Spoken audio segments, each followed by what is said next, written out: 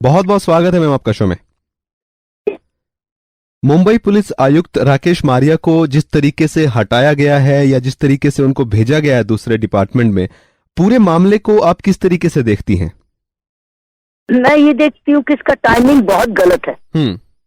और एक तो टाइमिंग गलत है क्योंकि आप बड़े क्रूशल स्टेज ऑफ इन्वेस्टिगेशन में थे जी, जो कि आपने रोक दी क्योंकि अभी भी जो मोटिव है वो मर्डर्ड है।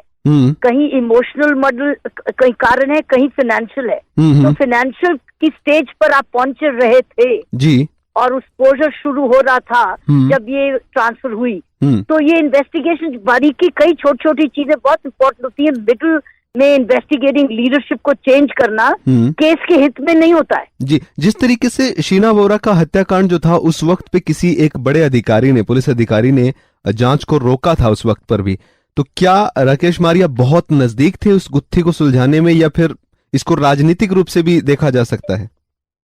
शिवकांत, जो मैंने अभी तक बोला वो बेस्ड ऑन बिल्कुल क्लियर एविडेंस है। सामने की ट्रांसफर हुई, केस चल रहा था, फाइनेंशियल स्टेज पे था। लेकिन जो आप दूसरा क्वेश्चन पूछ रहे हैं उसके लिए मेरे पास कोई सबूत नहीं कहने के लिए कि हाँ या नहीं, क्योंकि वो चीजें सामने नहीं आई, इनविजिबल है।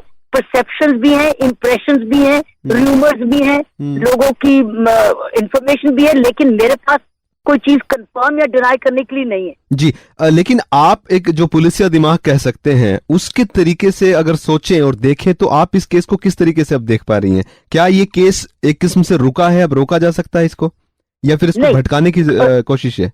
नहीं, एविडेंस बड़ा अच्छा आ चुका है और जिस गति से, जिस क्वालिटी से मैं समझती हूँ कि इन्वेस्टिगेशन हुई है और जो एविडेंस निकल के आया है ये बहुत सराहनीय है। मैं इसको सेपरेट कर रही हूँ, उस केस से लिंक नहीं करी जहाँ रायगढ़ में वो बॉडी मिली, बोन्स मिली और उसको फॉलो अप नहीं किया गया और मर्डर केस रजिस्टर नहीं किया गया। मैं इससे अलग कर रही हूँ। इस केस को स्टैंड अलोन इन्वेस्टिगेशन में इट हैज बीन बहुत आउटस्टैंडिंग है, बिल्कुल है। लेकिन वो जो फाइनेंशियल स्टेज पे आप पहुंच रहे थे और फाइनेंशियल मैं समझती हूँ कुछ भी ठीक नहीं था जी, कुछ भी लग नहीं रहा था कि कुछ ठीक है।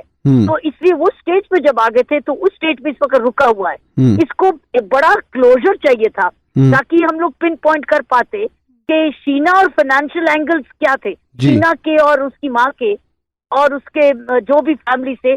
फाइनेंशियल एंगल तो नहीं थे कुछ जी। तो क्या ये बड़ी वजह मान सकते हैं राकेश मारिया जी के हटने की या हटाने की इस पद से, जो फाइनेंशियल एंगल निकल के आ रहा है उसी वजह से इनको हटा दिया गया?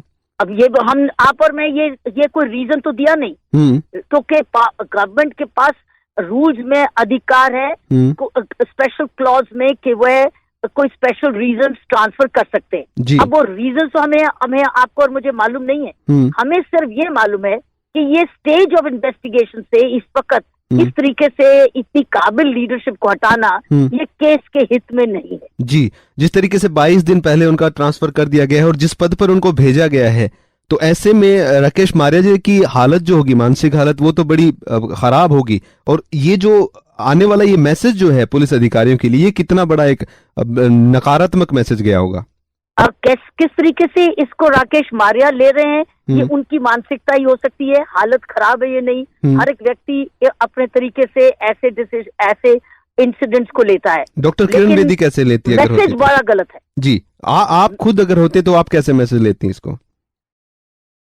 मैं उसको अपना कहती धन्यवाद, आपने मेरा बड़ी इज्जत और मान दिया, जो मैं कर्तव्य कर सकती थी कर लिया, ये लीजिए पेपर्स और अब मैं दूसरे काम में जुट जाऊंगी जो मुझे मेरी काबिलियत को और पहचानेगा। डीजी होम गार्ड्स बन के मेरी काबिलियत नहीं निकलने वाली, तो मैं अपना नया रास्ता अपनाती। जी, जिस तरीके से आपने अपनाया भी है पास्ट में। और राकेश मारिया जी जो है, उन्होंने अभी तो ये कह दिया कि वो इस्तीफा नहीं देंगे, जो एक अफवाह आ रही थी, लेकिन फिर भी उनके ऊपर एक किस्म से ये गलत एक मैसेज गया है पूरे, अगर बात करें तो पुलिस अधिकारियों के लिए।